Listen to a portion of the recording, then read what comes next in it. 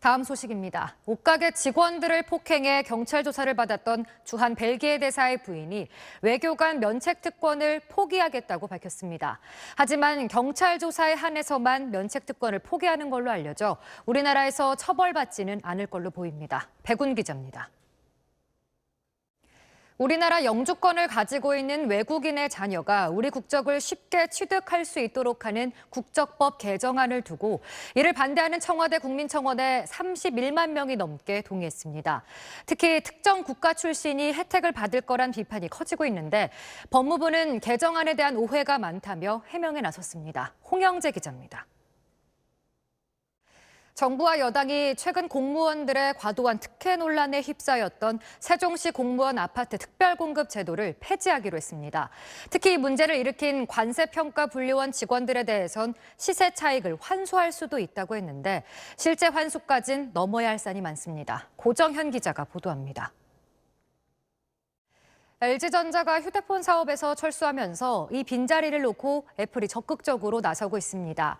쓰던 LG폰을 사주는 중고 보상은 물론 거기에 추가 보상금까지 주겠다는 파격적인 조건을 내걸었습니다. 김기태 기자입니다.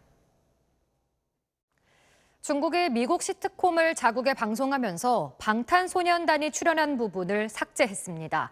방탄소년단이 지난해 미국에서 상을 받으면서 한국 전쟁에 관해 발언한 걸 아직도 문제 삼는 걸로 보입니다. 베이징 김지성 특파원입니다. 민주당 부동산 특별위원회가 임대사업자들에 대한 세제 혜택을 줄이거나 없애기로 하자 사업자들의 반발이 거센데요. 세제 혜택을 줄임으로써 임대사업자 소유의 집을 매물로 유도하기 위한 건데 오히려 전월세 시장만 불안하게 만들 거란 우려가 나옵니다. 전영우 기자입니다.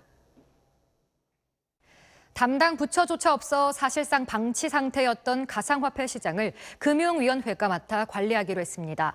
거래소 신고기 아닌 오는 9월까지 특별 단속을 이어갈 방침인데 뭘 들여다보는지 임태우 기자가 보도합니다. 신임 검찰총장의 임명을 앞두고 대검찰청이 굵직한 사건을 어떻게 처리할지 결정을 보류하고 있는 걸로 알려졌습니다. 수사를 마무리해서 의견을 올렸는데도 대검이 차일피일 결정을 미룬다며 일선 수사팀의 불만이 많습니다. 원종진 기자입니다. 한미 정상회담이 열린 지 5일 만에 중국 외교부장과 주중 북한 대사가 만났습니다.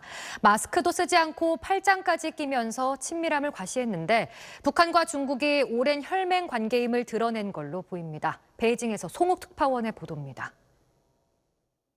금요일 8시 뉴스 마칩니다. 고맙습니다.